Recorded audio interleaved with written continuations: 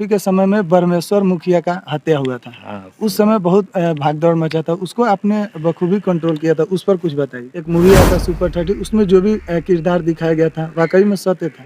Gypsy मिलती थी और एक ऐसी एम्बेसडर कार जो पटना से खराब होकर के चली जाती थी, जी। तो वो देहात के एरिया में चल भी नहीं सकती। तो सर सड़क भी अच्छा हो गया और इनोवा मिल रहा है लोगों को। ये सिर्फ छात्रों का ही नहीं है, सबों का है। जी। जो ऑफिसर्स हैं वो आपकी भाषा में उकता जाते हैं, जी। इवन आप लोग भी उकता जाते हैं कि जी। आपको तुरंत आंसर चाहिए। जी। तो ये नमस्कार, मेरा नाम हिमांशु है। आप बिहार एक सोच देख रहे हैं। देखिए, इस वक्त हमारे साथ बातचीत करने के लिए जो शख्स है, वो किसी परिचय के मोहताज नहीं है। फिर भी एक छोटा-सा आपको हम परिचय दे दें। हमारे साथ अभयानंद सर हैं, जिन्होंने 1977 में यूपीएससी सिविल सेवा परीक्षा पास करके बिहार कैडर के आईपीएस अधिकारी के रूप में चुने गए थे। साथ ही शिक्षाविद हैं, जिन्होंने सुपर 30 के आनंद कुमार सर के साथ मिलकर सुपर 30 की अवधारणा किए थे, जिसमें गरीब छात्रों को आईआईटी, जेईई का सिखाया जाता। सर, सबसे पहले आपका बिहार एक सोच में स्वागत है। प्रणाम, धन्यवाद। सर, सबसे पहले जो आप बुक लिखे हैं अनबाउंडेड, इसके बारे में कुछ आप बता दीजिए। मेरी पहली किताब है, इसका टाइटल अनबाउंडेड है, रूपा पब्लिकेशंस के थ्रू आई है। जी। और इसका सब टाइटल है my experiments with law, physics, police and super 30। किताब अंग्रेज़ी में है और ये करीब 2 साल पहले मैंने लिखना शुरू किया था, कोविड वाले पीरियड में। पब्लिश हो गई, अभी हाल में करीब 2 महीना पहले लॉन्च किया हमने, पटना ही से। जी। और मुझे लगता है कि लॉन्च के करीब 20 दिन के अंदर ही अमेज़ॉन ने, जिस पर ये बुक ऑनलाइन प्लेटफॉर्म है, जी। मिल रही है, उस पे बेस्ट सेलर डिक्लेयर हो गया। अच्छा सर, कितना बुक अभी तक बिक चुका होगा? इसका आइडिया तो पब्लिशर को ही रहता है, अच्छा। लेकिन जी। बेस्ट सेलर के रूप में अमेज़ॉन ने इसको डिक्लेयर किया था, जी। तो मुझे अंदाज़ा है कि अच्छी ही संख्या सर, इंग्लिश में लिखा हुआ है, ज़ाहिर-सी बात है कि इंग्लिश पढ़ने वाले का संख्या अभी भी बहुत कम है। तो बुक सिर्फ बिहार में ही नहीं बिकी है। जी। मेरी जो जानकारी है, ये ऑल ओवर द कंट्री बिक गई किताब। अच्छा सर, इसका जो टाइटल है अनबाउंडेड, किस आधारित पर लिखा गया है अनबाउंडेड, इसका मतलब? मैंने ये पाया अपनी ज़िंदगी में कि चाहे आप जिस फील्ड में हों, जी। हर व्यक्ति के लिए एक लक्ष्मण रेखा होती है। आप जिस फील्ड में काम कर रहे हो, तो वो आपकी बाउंड्री है। अगर आप उस बाउंड्री को तोड़ के बाहर चले जाएं, जिसको हम कहते हैं अमर्यादित आप हो जाएं, जी। तो आपकी शक्ति समाप्त हो जाती है। मैंने ये देखा कि अगर अकल से काम किया जाए तो बाउंड्री को बिना तोड़े हुए एक्सटेंड किया जा सकता है, और यहाँ अकल की ज़रूरत होती है। अगर आप उस बाउंड्री को बड़ा बना दें तो आपके लिए प्लेइंग एरिया जो होता है, जिसमें आप मैनूवर करते हैं, वो प्लेइंग एरिया बड़ा हो जाता है और आप आउटपुट आपका बेटर हो जाता है। सर, बुक में लिखा हुआ है सुपर 30 का भी आपका एक्सपीरियंस है, इस पर हम थोड़ा चर्चा करना चाहेंगे। एक मूवी आया था सुपर 30, उसमें जो भी किरदार दिखाया गया था, वाक़ई में सत्य था। मैं अगर आपको सही बात बताऊं तो मैंने उस जी। मूवी को देखा ही नहीं। जी। सुना है मैंने ज़रूर। जी। एक बात मैंने जो सुन करके जाना है वो ये कि मेरा किरदार उसमें नहीं है। जी। आपके बारे में उसमें जो बताया गया था? मेरे बारे में कुछ भी नहीं है, संभवतः। जी। जो बताया गया है मतलब आनंद कुमार सर के ही बारे में, तो आप तो जुड़े हुए थे, तो आप ये बुक की बात आप कर रहे हैं। बुक की बात नहीं कर रहे हैं सर, जैसे कि आप सुपर 30 से जुड़े हुए थे, तो उस मूवी में जो उनके मैं सुपर 30 से जुड़ा हुआ था, इसको मैंने बताया है किताब में। जी। अपनी किताब में मैंने बताया है, लेकिन मेरी जो जानकारी है, मूवी में मेरा किरदार कहीं नहीं है, क्योंकि पूरी प्रक्रिया में, मूवी बनने की प्रक्रिया या प्ले करने की प्रक्रिया में, किसी का भी मेरे से कोई डिस्कशन ही नहीं हुआ है। सर, 1977 में जब आप ज्वाइन किए और उसके बाद डीजीपी से रिटायर किए, उसके बीच का जो सफ़र रहा, वो कैसा रहा?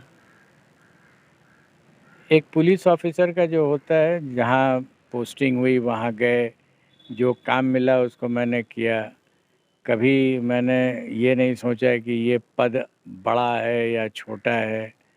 इनफैक्ट डीजीपी का भी पद मिला तो मैंने उसी लगन से करके उसको समाप्त किया। तो वैसा हर जगह जहाँ गए वहाँ पर क्लियर था कि मुझे करना क्या है।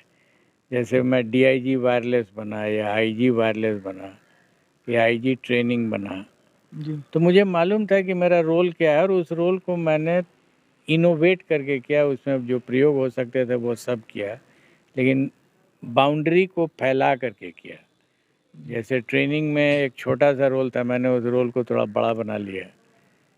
अब फॉर एग्जांपल बिहार में जो डिवीज़न हुआ 2000 में, जी बिहार और झारखंड का, तो उस समय बिहार पुलिस के जितने ट्रेनिंग की संस्थाएं थीं वो सब झारखंड चली गई थी। जी हमारे पास कुछ भी नहीं था, लेकिन हमारे पास अनट्रेंड लोगों की फौज थी यहाँ।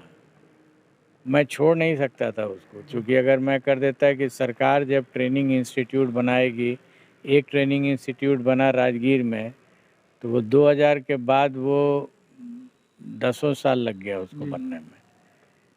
लेकिन मैं रुक तो नहीं सकता था, ट्रेनिंग तो मुझे देना था, तो मैंने जिला पुलिस में जो रिसोर्सेज है उसको यूज़ किया।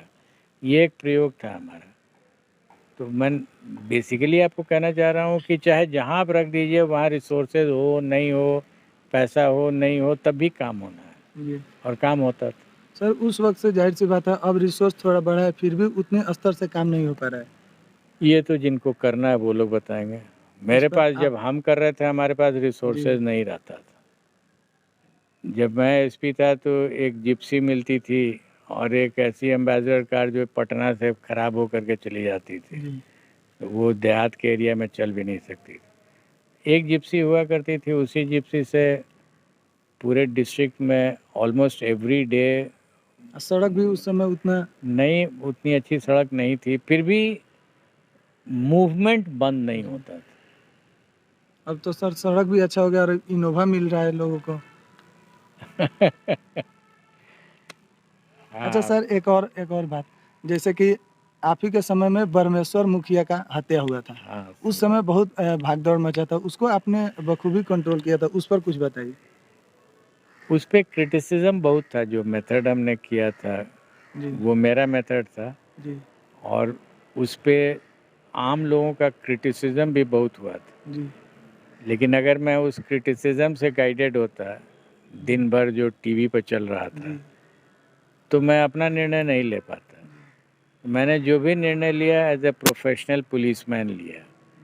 जैसे आपको एक पैरेलल में बताऊं कि एक सर्जन है, वो कोई ऑपरेशन कर रहा है और उसके इर्द गिर्द में जितने लोग हैं, ओटी असिस्टेंट लोग या इवन जो बाहर गार्जियन लोग हैं, वो अगर चिल्लाना शुरू करें और सर्जन का ध्यान चला जाए चिल्लाने पर, तो वो अपनी सर्जरी नहीं करेगा, वो फिर दूसरा चीज़ सोचने लगेगा। तो मैंने अपने को क्लोज किया था, अपने माइंड को, कि मैं डीजीपी हूँ, मुझे अपना निर्णय लेना है। अगर अच्छा हुआ तो ठीक है और नहीं अच्छा हुआ तो जवाबदेही हमारी है। जी। मैंने उस लेवल पर काम किया था। अच्छा सर, अंतिम में अब सवाल, जो अभी छात्र तैयारी कर रहे हैं यूपीएससी सिविल जो पढ़ाई कर रहे हैं, बहुत कम समय में वो लोग अवता जाते हैं, इस पर आप क्या कहेंगे? ये सिर्फ छात्रों का ही नहीं है, सबों का है। जी जो ऑफिसर्स हैं वो आपकी भाषा में उकता जाते हैं, जी इवन आप लोग भी उकता जाते हैं कि जी आपको तुरंत आंसर चाहिए। जी तो ये जनरली हो गया है, इस जनरेशन के साथ हो गया है। मैंने कोई रिसर्च नहीं किया है, लेकिन मैं एक चीज़ देख रहा हूँ कि इसका रिलेशनशिप कुछ फूड हैबिट से भी है।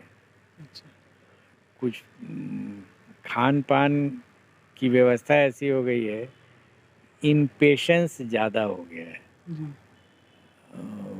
वोलेटिलिटी बोलते हैं उसको। जी वोलेटिलिटी थोड़ा ज़्यादा है, तुरंत उत्तेजना हो जाती है, और ये सब प्रोफेशन में हो गया है। पेरेंट्स के लिए क्या कहेंगे वैसे बच्चों के? कहीं ना कहीं गार्जियन भी प्रेशर देते रहते हैं, जो अभी तक नहीं हो रहा है, 5 साल 10 साल लग गया। पेरेंट्स के लिए मेरा एक ही संदेश है कि बच्चे अपने आप उत्तेजित हैं, जी उनको और उत्तेजित मत कीजिए। अगर कुछ कर सकते हैं तो उनको शांत कीजिए। जी तो आप बातचीत सुन रहे थे अभयानंद सर के साथ। लगातार एक-एक अपडेट हम आपको दे रहे हैं। आप बिहार एक सोच पे बने रहें। बहुत-बहुत धन्यवाद।